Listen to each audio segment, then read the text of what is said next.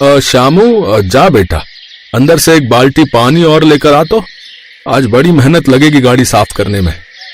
अभी लाया बापू। ये कहकर श्यामू जल्दी से एक बाल्टी पानी भर कर ले आया, जिसकी मदद से उसके पिता रामू वहां खड़ी फॉर्च्यूनर कार को धोने लगे। श्यामू बड़े ही ध्यान से उस कार को देख रहा था और फिर, क्या हो गया? क्या देख रहा है शामू? बापू, मालिक की ये गाड़ी कितनी बड़ी है ना, और कितनी सुंदर भी। हाँ बेटा, बड़ी मशहूर फॉर्च्यूनर गाड़ी है ये। पूरे गांव में सिर्फ हमारे मालिक के ही पास है ये गाड़ी। हाँ फॉर्च्यूनर नहीं बापू, फॉर्च्यूनर गाड़ी है। हाँ, मैं एक बार इसके अंदर बैठकर देख लूं क्या? बस एक बार। नहीं नहीं शामू, तू बहुत शैतान है। अंदर कोई नुकसान कर दिया तो बड़ी आफत आ जाएगी। नहीं बापू, मैं पक्का कुछ नहीं करूंगा। आप कहो तो मैं अंदर जाकर गाड़ी को अच्छे से साफ भी कर दूंगा। अच्छा, तो फिर ठीक है, ये ले कपड़ा और अंदर बैठकर सारी सीटें अच्छे से साफ कर दे। ये कहकर रामू ने सफाई वाला कपड़ा श्यामू को पकड़ा दिया, जिसे लेकर श्यामू फौरन गाड़ी के अंदर चला गया और अंदर जाते ही वो तो बस गाड़ी को देखता ही रह गया। अरे बापू, अंदर से तो ये कार और भी बड़ी है, और इसकी ये सीटें, ये तो मुलायम बिस्तर है बापू। और ये क्या है बापू? अरे वो गाना बजाने की मशीन है, और वो वहां पर उस छेद से जो है ठंडी ठंडी हवा आती है। सच में बापू? हवा चलाकर दिखाओ ना बस एक बार। चुप कर, तू तो मरवाएगा आज। चल नीचे उतर तू, मैं साफ कर लूंगा गाड़ी अंदर से। नहीं ना बापू, मैं करूंगा ना, आप रुको तो। ये कहकर श्यामू जल्दी से गाड़ी की सीटों पर कपड़ा मारने लगा, और तभी रामू ने उसके पैरों की तरफ देखकर कहा, अरे मर गए शामू, ये क्या कर दिया? अंदर जाने से पहले पैर तो साफ कर लेता। ओह देख, तूने तो गाड़ी और गंदी कर दी। ये कहकर रामू भी गाड़ी के अंदर चला गया और श्यामू के पैरों से हुई कीचड़ को साफ करने लगा। लेकिन तभी वहां किसी की रौबदार आवाज गूंजी। अरे ओ छछुंदरों, क्या कर रहे हो मेरी गाड़ी के अंदर? मालिक, वो बस गाड़ी को अंदर से साफ कर रहे थे बस। दोनों बाप बेटे मिलकर बहुत हाथ साफ करने लगे हो आजकल। जल्दी बताओ, क्या चुराया मेरी गाड़ी से? श्यामू अपनी बात पूरी कर पाता उससे पहले ही कार के मालिक चंद्रभान ने उसे गर्दन से पकड़कर गाड़ी से बाहर निकाल दिया और फिर गुस्से से बोला, इस गाड़ी को देखने से पहले अपनी औकात देख लड़के। तू और तेरा बाप 10 जन्म लेकर भी पैसे कमाओगे ना, तो भी इसकी एक लाइट तक नहीं खरीद पाओगे। मालिक माफ कर दीजिए, बच्चा है। पर तू तो इसका बाप है, इसे इसकी औकात में रहना सिखा। आइंदा ये मेरी गाड़ी के आसपास भी दिखा ना, तो दोनों बाप बेटों को कहां गाड़ दूंगा पता भी नहीं चलेगा, समझा? जी मालिक, माफ कर दीजिए। ये कहकर चंद्रभान तो वहां से चला गया, लेकिन श्यामू काफी देर तक वहीं खड़ा उस फॉर्च्यूनर गाड़ी को देखता रहा और फिर, अरे तू अभी तक यहीं खड़ा है? मालिक से मार खिलवा कर ही रहेगा तू आज। चल जल्दी चल यहाँ से। बापू आप देखना, एक दिन मैं भी ऐसी गाड़ी खरीदूंगा और आपको उसमें बैठाकर पूरा गांव घुमाऊंगा। अरे मेरे बच्चे, हम लोग गरीब हैं, हमें सपने भी अपनी औकात में रहकर देखने चाहिए। चल अब घर चल। इसके बाद रामू ने श्यामू का हाथ पकड़ा और उसे वहां से लेकर चला गया। लेकिन श्यामू बार बार पलटकर उस फॉर्च्यूनर गाड़ी को देखता रहा, जो अब उसका सपना और उसकी जिद दोनों बन चुकी थी। फिलहाल इस इलाके में इतनी महंगी गाड़ी सिर्फ चंद्रभान के पास ही थी। चंद्रभान इस इलाके का बाहुबली था और रामू उसकी हवेली में साफ सफाई का काम करता था। रामू की पत्नी की कई साल पहले मौत हो गई थी।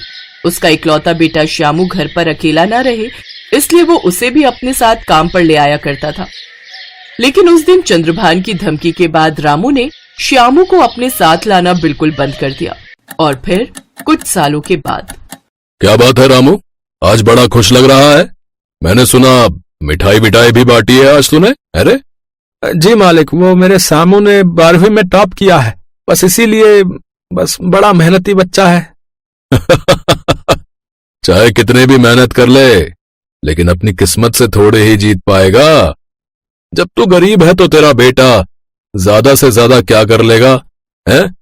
सुन, मुझे मेरी फैक्ट्री में एक मजदूर चाहिए, कल भेज देना अपने लड़के को।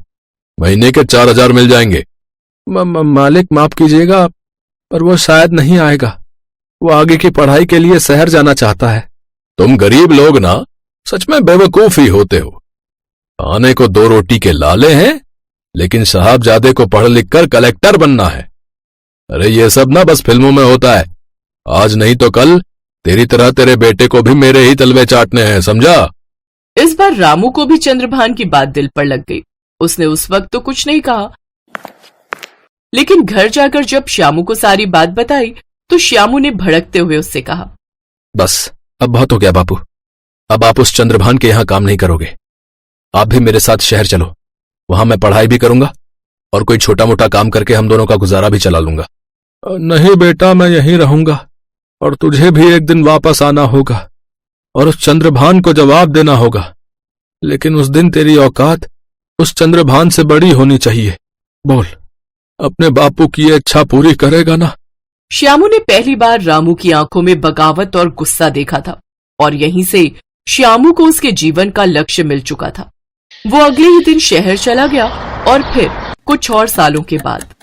सूरज, पिछले 1 महीने में ये तीसरी बार तुमने हमारी कार ठोकी है, ऐसे कैसे चलेगा भाई? पापा, जो आपका है वो मेरा है, ये आपने ही तो कहा था ना। और वैसे भी पापा, अपनी गाड़ी बहुत पुरानी हो गई है तो इसे बदलने का वक्त भी आ गया है। फॉर्च्यूनर का नया और अपग्रेडेड मॉडल आया पापा, बहुत शानदार गाड़ी है। और पहले से कहीं ज्यादा महंगी भी है। अब देखो सूरज बेटा, अब पहले वाली बात नहीं रह गई है। अब हमें सोच समझ के खर्च करना होगा। फॉर्च्यूनर छोड़ो, कोई सस्ती गाड़ी देख लेते हैं। नहीं पापा, फॉर्च्यूनर से नीचे किसी भी गाड़ी में पैर नहीं रखूंगा मैं। और हाँ, परसों मेरा बर्थडे है तो मुझे मेरा गिफ्ट मिल जाना चाहिए। ये कहकर चंद्रभान का इकलौता बेटा सूरज वहां से चला गया और चंद्रभान बैंक में फोन करके अपना हिसाब किताब देखने लगे। फिर सूरज के बर्थडे वाले दिन चंद्रभान के घर के बाहर एक ब्रांड न्यू फॉर्च्यूनर खड़ी हुई थी, जिसे देखकर सूरज के दोस्तों ने उससे कहा, वाह यार, तेरे पापा तो बेस्ट है यार, सिर्फ एक बार कहने पर ही उन्होंने तेरे लिए नई फॉर्च्यूनर खरीद दी। हाँ तो इकलौता बेटा हूं मैं उनका, मेरे लिए इतना तो कर ही सकते हैं वो। चलो तुम सबको घुमा कर लाता हूँ अपनी नई फॉर्च्यूनर में। ये कहकर सूरज उस नई फॉर्च्यूनर की तरफ बढ़ गया, लेकिन जैसे ही उसने गाड़ी के गेट को हाथ लगाया तो वो अपने आप ही खुल गया और उसमें से एक हट्टा कट्टा नौजवान बाहर निकला, जिसने पुलिस की वर्दी पहनी हुई थी। उसने बाहर निकलते ही सूरज के हाथों में हथकड़ी पहना दी और फिर, ये क्या कर रहा है इंस्पेक्टर? तेरी इतनी हिम्मत, तू जानता नहीं है क्या मुझे? तुझे भी जानता हूँ और तेरे बाप को भी, लेकिन उससे पहले तू मुझे जान ले। मैं कोई मामूली इंस्पेक्टर नहीं, बल्कि इस इलाके का एसपी श्याम हूं। और 2 दिन पहले जो तूने कांड किया था ना, उसके लिए तुझे गिरफ्तार करने आया हूं। ये वही श्यामू था जिसे कई साल पहले चंद्रभान ने बेइज्जत करके अपनी कार से बाहर निकाला था। चंद्रभान ने उसे देखते ही पहचान लिया और फिर, रामू, कुछ समझाओ अपने बेटे को। एसपी बन गया है तो कुछ भी करेगा क्या? नहीं मालिक, जो सही है मेरा बेटा वही कर रहा है और अब मैं भी वही करूंगा। हाँ। ये कहकर रामू ने श्यामू के सिर पर हाथ रखा और बड़ी शान से अपनी फॉर्च्यूनर गाड़ी में जाकर बैठ गया। इसके बाद श्यामू ने चंद्रभान की तरफ देखकर कहा, लेकर जा रहा हूं इसे, और हाँ, ये फॉर्च्यूनर मैंने खरीदी है अपने बापू के लिए। चंद्रभान अब ना तो बाहुबली था और ना ही इस लायक कि श्यामू से कुछ कह सके। दूसरी तरफ श्यामू के चेहरे पर सुकून था कि उसने अपने पिता से किया वादा पूरा कर दिया था और बचपन में देखा हुआ अपना सपना भी।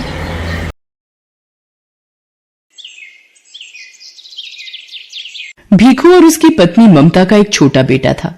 भीखू और ममता सड़कों पर सामान बेचकर गुजारा करते थे और वहीं फुटपाथ पर एक छोटी सी झुग्गी में रहकर गुजारा कर रहे थे। ममता दोबारा गर्भवती थी, इसलिए वो झुग्गी के आसपास ही रुकने वाले वाहन के लोगों को सामान बेचती थी। एक दिन ममता पुल वाली लाल बत्ती काफी देर तक रहती है, इस वजह से वहां भीड़ भी काफी रहती है। मैं सोच रहा हूँ आज थोड़ी देर वहीं सामान बेचकर आ जाता हूँ। इतनी भीड़ में ध्यान से जाना, लाल बत्ती खत्म होते ही गाड़ियां रफ्तार से दौड़ती हैं। भीखू पुल के नीचे सामान बेचने चला जाता है। ले लीजिए भैया, ये खिलौना आपके बच्चे के लिए, ये गुब्बारा ले लो भैया। हाँ हेलो, ये गुड़िया कितने की थी? 20 रुपए की है साहब। 20 रुपए? 10 रुपए की लगा ले, दे रहा है तो। इतनी देर में लाल बत्ती का सिग्नल खत्म हो जाता है। ले लो साहब, आप 10 रुपए ही दे दो। भीखू 10 रुपए लेकर जैसे ही गाड़ी वाले को गुड़िया पकड़ाकर पलटता है, एक गाड़ी उसे धक्का मार देती है। जैसे ही भीखू नीचे गिरता है, एक और गाड़ी उसे कुचल देती है। भीखू वहीं मर जाता है। भीखू के साथ एक और व्यक्ति जो सामान बेचता था वो ये दुर्घटना देख लेता है और ममता को बताता है। नहीं, ये नहीं हो सकता। मैं किसके सहारे जीऊंगी? आप मुझे क्यों छोड़ गए सूरज के बापू? बापू आप कहाँ चले गए? बोलो बापू। ममता सूरज के हाथ से भीखू का अंतिम संस्कार करती है।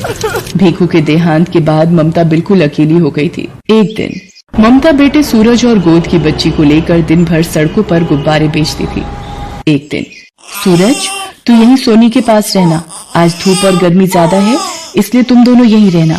मैं कुछ गुब्बारे और पेन बेचकर सोनी के लिए दूध और तुम्हारे लिए रोटी ले आऊंगी। ममता गुब्बारे और पेन बेचने चली जाती है। साहब पेन ले लो, 10 रुपए में 5 पेन है। ले लो ना साहब। ले लो बीबी जी, ये गुब्बारा ले लो। आप खरीद लोगी तो मैं बच्चों के लिए कुछ खाने को ले जाऊंगी। ममता बड़ी मुश्किल से कुछ गुब्बारे बेच पाती है और थोड़ा दूध और रोटी बच्चों के लिए खरीद कर लाती है। तभी एक महिला ममता के पास आती है। ममता, कल हमें ये झुग्गियां खाली करनी पड़ेंगी। यहाँ से अब तू भी कहीं और रहने की जगह ढूंढ ले। मैंने तो एक बस्ती में 100 रुपए किराए पर एक झुग्गी ले ली है। बस तुझे ही खबर देने आई थी। हे भगवान, अब अपने दोनों बच्चों को लेकर कहाँ जाऊंगी? अपने बच्चों के रहने के लिए मुझ गरीब का घर कहाँ से लाऊंगी? ममता अपने बच्चों को लेकर एक दुकान के बाहर बैठ जाती है। तभी सामने एक ऑटो रिक्शा पलट जाता है और एक महिला ऑटो रिक्शा से गिर जाती है। ममता भागती हुई महिला के पास जाती है। ओ भैया, कैसे ऑटो रिक्शा चला रहा था? देखकर नहीं चला जाता? जल्दी इन्हें हॉस्पिटल लेकर चलो। ममता उस महिला को संभाले बच्चों के साथ हॉस्पिटल पहुंचती है। ऑटो वाला ममता और उस महिला को अपने ऑटो से उतार कर भाग जाता है। सूरज, जा जल्दी से उन भैया को बुला कर ला, वो माँ जी को अंदर ले जाएंगे। डॉक्टर उस महिला को देखता है। देखिए, इनकी रीढ़ की हड्डी टूट गई है, तो अब इनको कंप्लीट बेड रेस्ट की आवश्यकता है। इनके घर से जो भी सदस्य हैं उन्हें आप बुला लीजिए। डॉक्टर, मैं नहीं जानती ये कौन है। इनका एक्सीडेंट हुआ तो मैं इन्हें यहाँ ले आई। डॉक्टर, इन्हें कब तक होश आ जाएगा? तभी ये अपने बारे में बता पाएंगे। 1 से 2 घंटे में इन्हें होश आ जाएगा। लगभग 2 घंटे बाद उस महिला को होश आता है और वो अपने बारे में बताती है। मेरा नाम राज रानी है। पता नहीं उस ऑटो रिक्शा वाले ने कैसे चलाया कि अचानक से ठोकर लगी और ऑटो पलट गया। उसके बाद मुझे धुंधला सा याद है कि तुमने मुझे उठाया था और ऑटो में बिठाया। तुम्हारा बहुत बहुत शुक्रिया बेटी, जो तुम मुझे यहाँ ले आई। माँ जी, आपकी रीढ़ की हड्डी में फ्रैक्चर हुआ है, इसीलिए आपको घर ले जाने के लिए एम्बुलेंस की व्यवस्था करनी होगी। बेटी, मेरे पति अपने बिजनेस के काम से दूसरे शहर गए हुए हैं। मेरी एक सहायता करो, एम्बुलेंस में मेरे घर तक पहुंचने में मेरी मदद कर दो। डॉक्टर, मैं बिल अकाउंट से भर दूंगी, आप एक एम्बुलेंस की व्यवस्था करा दीजिए। माँ जी, आप बिल्कुल भी चिंता मत करिए, मैं आपके साथ ही चलूंगी। ममता राज रानी को एम्बुलेंस में घर तक लेकर आती है। राज रानी को उस वक्त एक सहारे की बहुत जरूरत थी, जो ममता के रूप में उन्हें मिला था। घर पहुंचकर राज रानी अपने पति महेंद्र नाथ को फोन पर सारी बात बताती है। ममता, मैंने अपने पति को फोन कर दिया है, वो कल सुबह ही वापस आ रहे हैं। क्या तुम कल सुबह तक मेरे पास रह सकती हो? ममता राज रानी की बातों को सुनकर रोने लगती है। क्या हुआ ममता, तुम अचानक रोने क्यों लगी? कोई जबरदस्ती नहीं है बेटी, तुम अगर नहीं रुकना चाहती तो कोई बात नहीं। और फिर तुमने इतना कुछ किया है मेरे लिए, वो बहुत बड़ी बात है। ममता राज रानी को अपने रोने का असली कारण बताती है और अपनी जिंदगी की सारी आप बीती सुनाती है, जिसे सुनकर राज रानी की आंखों में आंसू आ जाते हैं। आप ही बताइए माँ जी, अब मैं क्या करूं? अपने इन छोटे बच्चों को लेकर कहाँ जाऊं? चिंता मत करो बेटी, भगवान सब ठीक करेंगे। वहां सामने मेरी रसोई है, तुम वहां जाकर अपने लिए भी भोजन बनाओ, मेरे लिए भी, और इन बच्चों को भी खिलाओ। कब से तुम मेरी वजह से भूखी हो और बच्चे भी तुम्हारे साथ भूखे हैं। माँ जी, पहले आप ये दवाई ले लीजिए और आपको किसी भी चीज की जरूरत हो तो मुझे आवाज लगा देना। ममता राज रानी और सूरज को खाना देती है और सोनी के लिए थोड़ा दूध भी गर्म करती है।